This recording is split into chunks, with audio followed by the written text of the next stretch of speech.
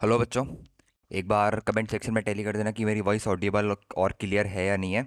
तो आज ये छोटा सा वीडियो बना रहा हूँ मैं 10 से 15 मिनट का, जिसमें मैं बेसिकली एक बहुत ही इंपॉर्टेंट टॉपिक या फिर आप बहुत ही इंपॉर्टेंट प्रूफ के बारे में कह सकते हैं इसको। मतलब बहुत ही इंपॉर्टेंट प्रूफ है जो बेसिक लॉ आपने अपने 9th और 10th ग्रेड में भी पढ़ रखा होगा, और ऑलमोस्ट 11th और 12th लेवल में भी इसी को पढ़ाया ही जाता है कि हमारे पास लॉज ऑफ रिफ्लेक्शन का पहला लॉ जो हमसे कहता है कि angle of incidence is always equals to angle of reflection. ये ऑलमोस्ट हर बच्चे को ये लॉ पता होता है, फर्स्ट लॉ ऑफ रिफ्लेक्शन के नाम से फेमस है। और सेकंड लॉ हमारे पास I R and normal lies in the same plane.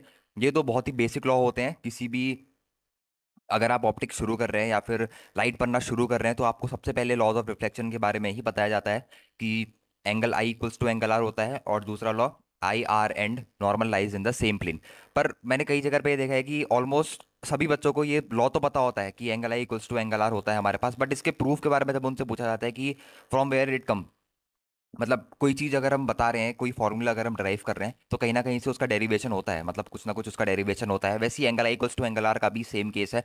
ये एक फॉर्मूला है, एक रिजल्ट है, डायरेक्टली आप इसको यूज करते हैं लॉज ऑफ रिफ्लेक्शन के पहले लॉ की तरह, पर कहीं ना कहीं इसका प्रूफ भी आपको पता होना चाहिए। वैसे एग्जाम में पूछा नहीं जाता, पर जनरल नॉलेज के लिए मैं वीडियो बना रहा हूँ कि कहीं अगर आपसे पूछ लिया जाए कि if you have to prove angle I equals to angle R, तो उस केस में आप इसका प्रूफ कैसे लिखेंगे। तो शुरू करते हैं वीडियो को। बिल्कुल ही बेसिक वीडियो है, छोटा सा प्रूव है इसका, 10-15 मिनट में वीडियो को खत्म कर दूंगा। बिल्कुल आप इजीली अच्छे से देखोगे तो कई कई क्वेश्चन भी इसके प्रूफ पे बेस्ड आते हैं जो अच्छे अच्छे लेवल के एग्जाम में पूछे जाते हैं आपसे। एलिमेंट्री लेवल का प्रूव है, बहुत ही बेसिक कैलकुलेशन लगेगी, थोड़ा बहुत डिफरेंशिएशन लगेगा, एलिमेंट्री लेवल की कैलकुलस लगेगी, आप इजीली कर लेंगे। ठीक हो गया। सबसे पहले मैं इस फिगर के बारे में बता देता हूँ जो आपको आपकी स्क्रीन पे दिख रहा होगा। मैंने क्या कर रखा है, मैंने ए पॉइंट से बी पॉइंट पे लाइट को भेज रखा है। ए पॉइंट से मैंने लाइट इंसिडेंट करी at the angle theta one, which is theta one क्या होता है मेरे पास, theta one is basically angle of incidence, आपको दिख रहा होगा। यहाँ पर मैं इसको मार्क कर देता हूँ। बेसिकली ये हमारे पास theta one angle of incidence है। और थीटा टू क्या है मेरे पास बच्चों, थीटा थीटा टू मेरे पास है एंगल ऑफ रिफ्लेक्शन, जिस एंगल से मेरे पास लाइट क्या कर रही है, रिफ्लेक्ट कर रही है। और ए पॉइंट और बी पॉइंट के बीच में टोटल डिस्टेंस मेरे पास एल है, और ए पॉइंट से और पी पॉइंट के बीच में, पी पॉइंट बेसिकली जहाँ पर लाइट हमारे पास रिफ्लेक्ट कर रही है, जहाँ पर रिफ्लेक्शन अकर हो रहा है, ए पॉइंट से लेके उस पॉइंट तक की डिस्टेंस मेरे पास एक्स है, तो बची हुई डिस्टेंस मेरे पास एल माइनस एक्स हो जाएगी। ए पॉइंट क्या है, ए पॉइंट से मैंने लाइट को इंसिडेंट करा, बी पॉइंट पर आके लाइट मेरी रिफ्लेक्ट हो गई। तो मेरे से पूछा है कि प्रूफ करो कि अगर आप ये कहते हो लॉज ऑफ रिफ्लेक्शन में, अगर थीटा वन और थीटा टू बराबर है, क्योंकि अगर मैं यहाँ पर लॉज ऑफ रिफ्लेक्शन लगाऊं तो लॉज ऑफ रिफ्लेक्शन के हिसाब से यही केस होना चाहिए कि angle I equals to angle R, मतलब theta one is equals to theta two, यही केस बनना चाहिए। तो ये बेसिकली रिजल्ट आया कहाँ से, रिजल्ट तो हम सबको नोन है कि theta one equals to theta two के होगा। पर अगर कोई आपसे पूछे कि ये रिजल्ट आया कहाँ से, तो हाउ विल यू जज दैट कि ये रिजल्ट आप लाए कहाँ से। तो उस केस में मैं आपको डिस्कस करने वाला हूँ इसी वीडियो में कि ये रिजल्ट आया कहाँ से एक्चुअली। तो H2 जो मेरे पास हाइट है वो बेसिकली ये ग्राउंड लेवल से जहाँ पर रिफ्लेक्शन हो रहा है उस पॉइंट से ए पॉइंट तक की हाइट है H2, और ग्राउंड लेवल से बी पॉइंट तक की हाइट मेरे पास क्या है बच्चों, H1। यहाँ पर मैंने इसको टिक भी कर लिया, आपको हाईलाइट हो रहा होगा, दिख रहा होगा स्क्रीन पे। ठीक है। एक छोटा सा प्रिंसिपल मैं आपको बताना चाहता हूँ, यहाँ पर मैंने इसको डिस्कस यहाँ पर लिख भी रखा है, पॉइंट आउट भी कर रखा है, दैट इज फॉरनेट्स प्रिंसिपल। फॉरनेट्स प्रिंसिपल हमसे क्या कहता है कि अगर रिफ्लेक्शन अकर नहीं हो रहा है तो लाइट जो होती है वो हमारे पास सबसे छोटे पाथ में ट्रेवल करती है। मैं एक बार अपने सेंटेंस को फिर से बोलता हूँ, अगर मेरे पास कोई भी रिफ्लेक्शन नहीं हो रहा है लाइट का, तो मेरे पास जो लाइट होगी वो हमेशा छोटे पाथ में सबसे छोटा पाथ चुनेगी ट्रेवल करने के लिए। जैसे इस पाथ की बात करता हूँ, ए से बी पाथ में मान लो लाइट को जाना है तो दो केस से जा सकती है। पहले तो रिफ्लेक्ट करके जाएगी, एक रिफ्लेक्शन करके जाएगी, तो ये तो रिफ्लेक्शन वाला केस हो गया, तो अलग चीज हो गई जिसके लिए हम लॉ ऑफ रिफ्लेक्शन लगाते हैं और जिसको हम आज प्रूव करने के लिए बैठ रखे हैं। फॉरनेट्स प्रिंसिपल क्या कहता है हमसे, फॉरनेट्स प्रिंसिपल कहता है कि दो पॉइंट के बीच में अगर लाइट को ट्रेवल करना है तो वो हमेशा शॉर्टेस्ट पाथ चुनती है। तो यहाँ पर शॉर्टेस्ट पाथ कौन सा होगा, ए बी। तो ए बी यहाँ पर हमारे पास एक डायरेक्ट पाथ होता है जो किसका एक केस होता है, एक फॉरनेट्स प्रिंसिपल का केस होता है। फॉरनेट्स प्रिंसिपल अगर की छोटी सी भाषा में कहूँ, तो छोटी सी भाषा में फॉरनेट्स प्रिंसिपल की डेफिनेशन मैंने आपको यहाँ पर दे रखी है। Light follows the path of least time, light light जो है हमारे पास वो पाथ को फॉलो करती है जिसको ट्रेवल करने में उसे सबसे कम टाइम लगे, और उसमें कोई भी रिफ्लेक्शन नहीं होता है। अगर रिफ्लेक्शन होगा तो that is not Fermat's principle, that will be case of laws of reflection, angle I is equals to angle R. तो अब इसके डेरिवेशन की बात करते हैं। इतनी बहुत बात होगी, फर्नेट्स प्रिंसिपल के बारे में भी डिस्कस कर लिया। फर्नेट्स प्रिंसिपल वैसे आपके सिलेबस में नहीं है, ये हायर फिजिक्स में है, और इसका बहुत ही छोटा सा डेफिनेशन मैंने आपको दे रखा है ताकि आपको बेसिक आइडिया लग जाए फर्नेट्स प्रिंसिपल होता क्या है। और अब हम ड्राइव करने की कोशिश करते हैं लॉज ऑफ रिफ्लेक्शन को। तो इस फिगर को ध्यान से देखना। मैं सबसे पहले टोटल टाइम कैलकुलेट करता हूँ लाइट को ए से बी पॉइंट पे पहुंचने में जो लगा होगा। लाइट की स्पीड आप सबको पता है हमारे पास कितनी होती है। सी होती है हमारे पास क्या बच्चों, सी होती है हमारे पास स्पीड ऑफ लाइट, ये आप सबको पता होगा, सी हमारे पास स्पीड ऑफ लाइट होती है। लाइट आप फिगर में देखोगे तो लाइट बेसिकली दो पाथ को कवर करके जा रही है, एक है एपी प्लस एक पाथ है मेरे पास पीबी। ये मेरे पास टोटल क्या हो गई बच्चों, डिस्टेंस हो गई। अब मेरे को चाहिए टाइम, टोटल टाइम कितना लगा लाइट को टोटल पाथ ट्रेवल करने में। टाइम बेसिकली क्या होता है अपने पास, डिस्टेंस अपॉन स्पीड होता है। तो AP upon C plus PB upon C, अगर ये लिख दिया तो मेरे पास ये टोटल टाइम आ गया। लाइट को ए पॉइंट से बी पॉइंट पे पहुंचने में कितना टाइम लगा, ये टोटल टाइम वही है बच्चों जो लाइट को ए पॉइंट से पी पॉइंट में बी पॉइंट में पहुंचने में लगा। अब एपी डिस्टेंस कैलकुलेट करता हूँ। इस क्वेश्चन में देखो एपी डिस्टेंस कितनी है। एपी डिस्टेंस बेसिकली ये डिस्टेंस एक्स है, ये डिस्टेंस h2 है। तो एपी आप राइट एंगल ट्राइंगल में पाइथागोरस थ्योरम से लगाओगे तो ये डिस्टेंस कितनी निकल के आ जाएगी बच्चों, ये निकल के आ जाएगी under root of x square plus h2 square. यहाँ पे मैं एक एपी की जगह बेसिकली सब्स्टिट्यूट कर दे रहा हूँ। एपी की जगह इतना आ गया बच्चों, एपी की जगह आ गया मेरे पास under root of x square plus h2 square upon C, C is the speed of light. अब पीबी डिस्टेंस की बात करते हैं। पीबी डिस्टेंस कितनी है, पीबी डिस्टेंस सेम होगी under root of h1 square plus under root of X की जगह यहाँ पर बच जाएगा मेरे पास क्या बच्चों, l माइनस एक्स का होल स्क्वायर। ये पॉइंट यहाँ पर थोड़ा सा ध्यान देने जैसा है। तो पीबी डिस्टेंस कितनी होगी बच्चों मेरे पास, पीबी डिस्टेंस यहाँ पर इसको थोड़ा सा इरेज कर लेते हैं, थोड़ी सी स्ट्रेट लाइन खींच लेते हैं। पीबी डिस्टेंस मेरे पास होगी बच्चों under root of h1 square plus l minus x का होल स्क्वायर अपॉन सी। ये मेरे पास आ गया टाइम। अब यहाँ पर थोड़ा सा बेसिक लेवल का डिफरेंशिएशन लगेगा जो मैं आपको बताता हूँ कि अगर कहीं पर आपने पढ़ा होगा कि रूट एक्स का डिफरेंशिएशन कितना होता है। अगर कोई आपसे पूछे, यहाँ पर एक छोटा सा बॉक्स बना के बता देता हूँ।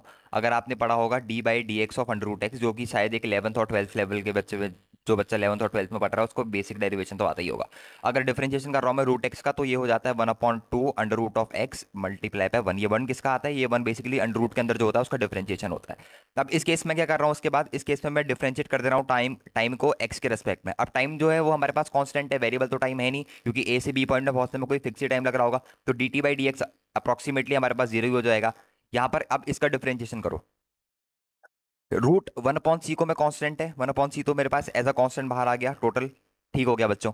अब root under root of x square plus h square का डेरिवेशन कितना, डिफरेंशिएशन कितना होगा, वो हो जाएगा 1/2 अंडर रूट एक्स। यही इसी से इसको देखो, अगर किसी को डेरिवेशन डिफरेंशिएशन में दिक्कत है तो इस डिफरेंशिएशन से ही इसको करो तो अंडर रूट वाले डिफरेंशिएशन बहुत ईजी हो जाएंगे। यहाँ पर under root of x square plus h square बचा, तो रूट एक्स का डिफरेंशिएशन कितना है, 1/2 रूट एक्स। तो यहाँ पर भी एक तरीके से रूट एक्स की तरह ही कुछ चीजें लिख रखी हैं, तो उसका डिफरेंशिएशन कितना हो जाएगा, 1/2 under root of x square plus h two का स्क्वायर। अब एच टू मेरे पास कांस्टेंट है, जबकि मेरे पास एक्स जो है वो चेंज हो रही है, कहीं पर एक्स है कहीं पर एल माइनस एक्स है। तो एच टू का डिफरेंशिएशन तो जीरो हो जाएगा, पर एक्स स्क्वायर का डिफरेंशिएशन कितना होगा, वो होगा मेरे पास 2x। ठीक हो गया। प्लस 1/c, वही मैंने यहाँ से भी बाहर निकाल लिया। इस केस में कितना होगा बच्चों इसका डिफरेंशिएशन, इस केस में इसका डिफरेंशिएशन होगा 1/2 अंडर रूट एक्स, आपको वैसे ही लिख देना है h1 square plus l minus x का होल स्क्वायर। अब देखो, अब इसके अंदर h1 का डिफरेंशिएशन तो जीरो हो जाएगा। डिफरेंशिएशन किसका बचेगा, डिफरेंशिएशन मेरे पास बचेगा बच्चों, उसको मैं थोड़ा सा अलग से करके बता देता हूँ, D by d x of L minus x का होल स्क्वायर। एक्स के रिस्पेक्ट में डिफरेंशिएशन है तो एक्स की पावर एन वाला रूल लगाओ, एन एक्स की पावर एन माइनस वन, 2 - 1 1। और एल माइनस एक्स का भी अलग से डिफरेंशिएशन होगा, तो एल का तो जीरो हो जाएगा और माइनस एक्स का कितना होगा, -1। तो ये इसका अपन के पास क्या आ गया, डिफरेंशिएशन आ गया। तो इसको यहाँ पर लिख देता हूँ -2। यहाँ पर आ जाएगा मेरे पास l minus x is equals to zero. Zero क्यों आया, क्योंकि d t by d x का डिफरेंशिएशन ऑलमोस्ट अप्रोक्सीमेटली कितना होगा, जीरो होगा। 1/c कैंसिल आउट हो गया, क्योंकि मैं जीरो के इक्वल भेजूंगा तो कैंसिल आउट हो जाएंगे। यहाँ पर मेरा 2 से 2 भी कैंसिल आउट हो गया, सेम यहाँ पर भी मेरा 2 से 2 कैंसिल आउट हो गया। अब इस वाले टर्म को मैं इक्वल टू के उधर भेज रहा हूँ और डायरेक्टली आपके पास रिजल्ट आ जाएगा। एक्स अपॉन मेरे पास यहाँ पर आ गया under root of x square plus h2 का whole h2 square equals to मेरे पास यहाँ पर आ गया प्यारे बच्चों x l minus x upon under root of h1 square plus l minus x का होल स्क्वायर। ये मेरे पास रिजल्ट आ गया। अब ये देखो, ये जो मैंने टर्म लिखी है x upon x square plus h2 का होल स्क्वायर, ये है बेसिकली मेरे पास साइन ऑफ थीटा 1। थोड़ी सी बेसिक लेवल की ज्योमेट्री है, मैं आपको डायग्राम डायग्राम के थ्रू भी समझा दूंगा। ये टर्म है मेरे पास, ये है बेसिकली साइन थीटा 2। तो sine theta 1 equals to sine theta 2 आ गया। अगर दोनों साइड में साइन इनवर्स ले लूं तो मेरे पास ये एंगल क्या ये रिजल्ट आ जाएगा, थीटा 1 इक्वल्स टू थीटा 2, जिसको मैं कह सकता हूं angle I is equals to angle R. ये रिजल्ट आपने बहुत जगह देखा होगा, जहां जहां आपने ऑप्टिक्स पढ़ी होगी सबसे पहले आपने यही रिजल्ट पढ़ा होगा, angle I equals to angle R होता है। अगर आपने इससे पहले इसका डेरिवेशन नहीं करा है तो आज आपको इसका डेरिवेशन समझ में आ गया होगा। अब बात करता हूँ थीटा वन की। ये एंगल मेरे पास थीटा वन है, तो ये एंगल भी मेरे पास थीटा वन होगा। ये एंगल मेरे पास थीटा टू है बच्चों, तो ये एंगल भी मेरे पास कितना होगा, थीटा टू होगा। अब इस केस में मेरे पास साइन थीटा वन निकालो, कितना आएगा बच्चों, sine of theta one, sine कितना होता है, परपेंडिकुलर अपॉन हाइपोटेनियस। परपेंडिकुलर कितनी हो जाएगी, परपेंडिकुलर हो जाएगी एक्स अपॉन हाइपोटेनियस कितनी है, हाइपोटेनियस है again x square plus h two का होल स्क्वायर। सेम इसी केस में भी निकालोगे, साइन थीटा टू आपके पास डायरेक्टली निकल के आ जाएगा। तो होप कि आज आपको समझ में आया होगा कि जो मेरे पास डायरेक्टली रिजल्ट हम आज तक यूज करते थे कि angle of incidence equals to angle of reflection, इसका बेसिकली डेरिवेशन कैसे होता है, ये रिजल्ट आया कहाँ से और कैसे इसका रिजल्ट अपन मैनिपुलेट कर सकते हैं या फिर कैसे डिराइव कर सकते हैं। और एक होमवर्क छोटा सा दे देता हूँ आपको। ये तो मेरे पास रिफ्लेक्शन का केस हो गया। अगर कोई आपसे बात करे कि रिफ्रैक्शन के केस में इस रिजल्ट को प्रूव करना है, रिफ्रैक्शन का केस अगेन आपने पढ़ा होगा, रिफ्रैक्शन के केस में कितना होता है, mu one sine I is equals to mu two sine R. ये भी रिजल्ट सबने पढ़ा होगा आई होप, बहुत ही फेमस रिजल्ट है ऑप्टिक्स का, जिसमें क्या होता है, एक मीडियम होता है, लाइट यहाँ से गई और ये मेरे पास नॉर्मल है, नॉर्मल के टूवर्ड बेंड करी, और सेम केस आपको इस केस सेम पूरा बिल्कुल सेम है। मतलब अगर मैं पूछूं आपको ये वाला रिजल्ट ड्राइव करना है खुद से, तो आप बिल्कुल सेम कंसेप्ट लगाना। बिल्कुल अगर आपको थोड़ा सा डिफरेंशिएशन आता है तो आपसे ये रिजल्ट भी ड्राइव आराम से हो जाएगा। ये नॉर्मल के टूवर्ड बेंड करती है थोड़ी सी, और ये डिस्टेंस को आप मान लेना एच टू सेम, इस डिस्टेंस को आप मान लेना एच वन सेम, और इस डिस्टेंस को मान लेना एक्स अपन, और इस डिस्टेंस को अपन मान लेंगे एल।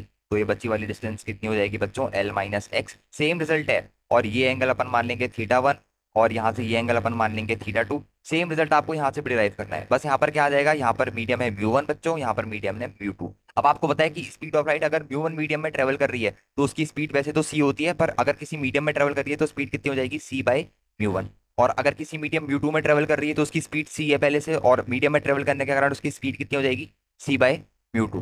तो ये दोनों रिजल्ट डायरेक्टली आप सेम कंसेप्ट है, सेम वही फॉर्मूला लगाना है। डिफरेंशिएशन की मैं कहूंगा कि बिल्कुल अलग नहीं है, बिल्कुल इजी लेवल का डिफरेंशिएशन है।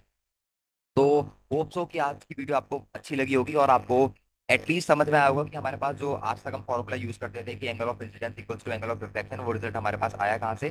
तो ऐसी अमेजिंग वीडियो के लिए मेरे चैनल को सब्सक्राइब करके रखना यार, और अगर वीडियो अच्छी लगी हो तो उसको लाइक प्लीज लाइक कर देना जरूर से।